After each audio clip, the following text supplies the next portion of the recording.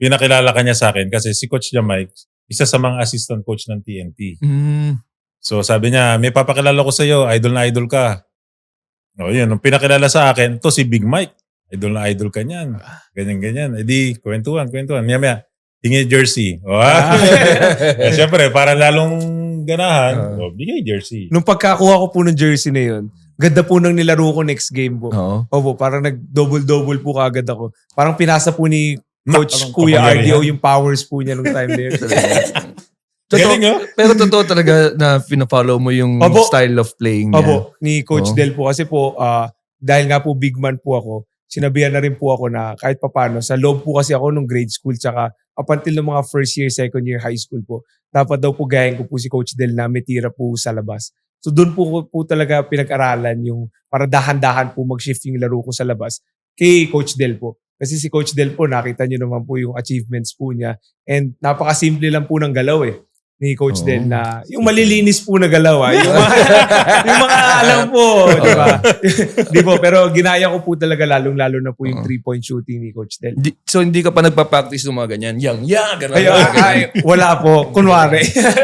Wala pa. Wala nga po nasasabi si Coach Del. Ba't di mo pa tinuturo yung mga moves mo? Hindi niya kailangan Magkasama na kayo Nung pinanood ko to, nung practice nila dati, doon sa Moro, after ng practice namin, sila yung next. So nakita ko yung laro niya, dominated niya yung loob.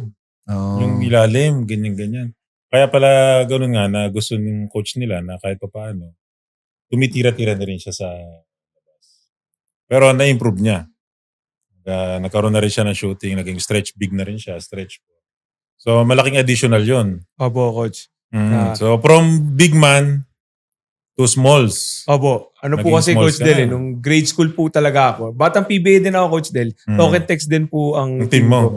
Opo. Tapos nung time po na yon, malaki na po talaga ako, Coach Del, na parang ine-expect po nga nila na by this certain age, natatangkad pa po ako Kaso hindi na po ako lumaki. So parang lumaki po ako pero palapad po So parang weight ko po noon heading to high school, mga 220 to 230 po. Mabigat yun sa height mo. Po. Opo. Na parang, pero nung high school po, medyo dominant pa rin naman po ako nung Big Mike. Yun po, yung final year ko po sa Ateneo, nag-champion po ako kasama po yung kakambal ko, si Matt po, tsaka po si Jolo Mendoza. Nag-champion po kami sa high school, tapos tatlo po kami nasa Mythical 5. Na-chambahan ko po yung season MVP. Nakachambahan. Humble, tama lang kasi yung sinundan mong player Opo. Humble na chambahan. Si Coach Jamike po kasi, tapos kinuha na po ako ni Coach Jamike sa Batangilas. So doon ko na po talaga nakikita palagi sa araw-araw sa practice si Coach Del. Tapos yun po, extra shooting. Tapos palagi rin po ako binibigyan ng advice ni Coach Del. Sa basketball po. Sa basketball. Siyempre. Hindi, maalaga rin po talaga si Kumakagat ka ng labi. Nakakatuwa yan pag nagtutweet ako dati. Like yan, nagko-comment. So nakapollow ka talaga. Nakapollow po talaga. Meron bang isang advice si RDO na tumatak talaga sa'yo na bit-bit mo? Opo, ang inaano lang po ni Coach Del na parang huwag ka po mag-settle. Ever since before po nung sa Batangilas ko po, hindi ko po alam kung naalala ni Coach Del. Kasi sabi po ni Coach Jamike, RDO, si Big Mike talaga, sa'yo talaga nag-look up. Yung po hindi ko makakalimutang advice ni kuya coach ko, ni Coach Del po, na never ka mag-settle, no? Na parang nung time po kasi nga na yun, na heading into college, no? Sabi po niya, pursige ka pa, mag-weights ka, kasi parang nung time pa po yun, siguro nahihiya pa po sa akin Coach Del, na sabihin, ang taba mo, kailangan mo magpapayat, no? So parang yun po yung sinasabi, magbuhat ka, Mike, kung may gusto ka, magsikap ka, na parang yun din po yung tumatak sa akin, and yun po, paakyat po ng college, buti po na line up din po, and yun po si Coach Tab na po yung naging coach ko nung second to fifth year ko po sa Ateneo. Malaking bagay po talaga si Coach Del dun sa, lalo na po nung high school, Batangilas, na araw-araw ko po siya nakikita. Salamat. Napaka-humble din po kasi talaga na sa Gilas great. Hambog, no? Hambog. At least hambog. Hambog. At least kumbaga kahit pa paano, nakapagambag ako sa kanya. Ang galing. Ang galing nga, maganda yun. Kasi minsan, pag nami-meet mo yung heroes mo, hindi yun yung in-expect mo Pero at least nung na-meet mo siya, talagang tumulong talaga siya sa career. Consistent po yung communication din po namin together with Coach Jamie also, Coach Del. Si Coach Jamie din, po. Kasi parang somehow nag-assistant coach din po si Coach Jamie nung Batangilas. So parang lalo na po kay Matt. Si Matt po kasi yung kakambal Shooter. ko. Point guard po talaga eh. So parang si Coach Jimmy naman po yung gumabay sa kanya, si point guard. Tapos sa akin po si Coach Del po. Ako, mahirap ba yung transition from big man to yung ano ka na? Ano ng position? po. Wing, di ba? small. Opo. All your life, big man yung nilalaro mo, tapos biglang kailangan mo mag-adjust. Opo. And then yung weight factor pa, all of this.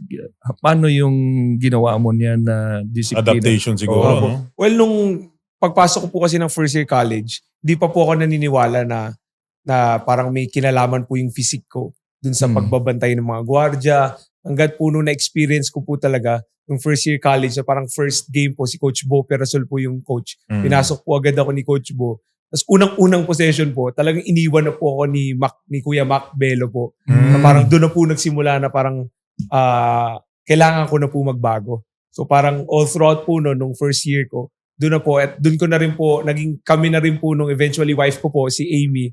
Si Amy po kasi former track and field player po ng UP.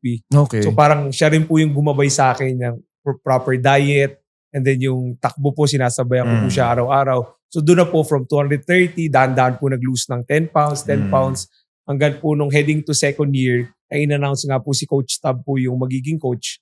Doon na po si Coach Tab, na yun po yung parang naging tatay ko po talaga eh.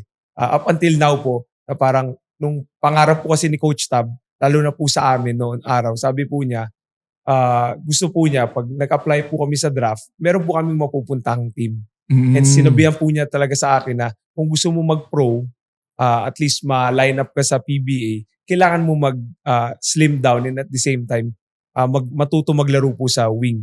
So yun po talaga, sinapuso ko po yun. And kagaya nga po nung advice din ni Coach Del na never settle, yun lang din po yung ginawa ko araw-araw. And yun po si Coach Sandy, assistant din po namin sa Talk and Text, and si Coach Yuri. Sila naman po rin talaga yung gumabay sa akin eh. And at the same time si Coach Tab po, talagang papayat ko po doon sa mga practices doon eh. Sobrang hirap po talaga.